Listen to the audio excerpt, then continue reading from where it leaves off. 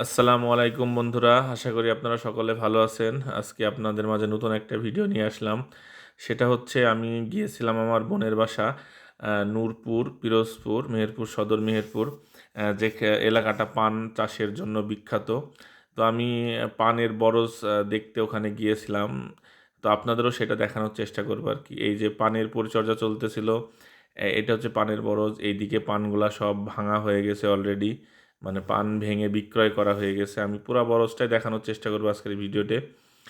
এই যে এইগুলা হচ্ছে এখনও আছে, এই পানগুলো এখনও ভাঙা হয়নি, এগুলা সারি সারি আছে। পানের বরজ দেখতে অনেকটাই সুন্দর, আপনারা নিজেরাও বুঝতে পারছেন হয়তো ভিডিও দেখে।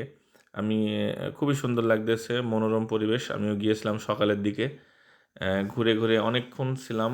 আমি দেখলাম পানের বরজটা, মানে খুবই খুবই সুন্দর লাগছে। আমিও দেখলাম অনেক, আপনাদের জন্য একটা ভিডিও করে নিয়ে নিলাম। আপনাদেরও নিশ্চয়ই ভালো লাগবে ভিডিওটা। হ্যাঁ, আমি আপনাদের পুরা মানে পানের বরজ ক্ষেতটা সম্পূর্ণ দেখানোর চেষ্টা করছি।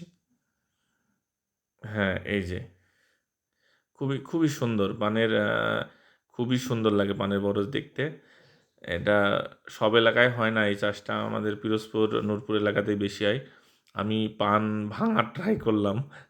আমি একটা পান ভাঙলাম। হ্যাঁ, সেটা আপনাদের দেখালাম আর কি। এই যে আজকে যাদের পান, ওরা ভাঙতেছে, এরা ভেঙে বাজারজাত করবে। পানের দামও ভালো, এখন বাজারে বিক্রয় করবে এরা এই পানগুলা। পান ভেঙে এক জায়গায়, হ্যাঁ, এই যে এক জায়গায় রেখেছে, এগুলো এখন সুন্দর করে সাজাবে, সাজায়ে বাজারজাত করার জন্য এরা তৈরি করবে।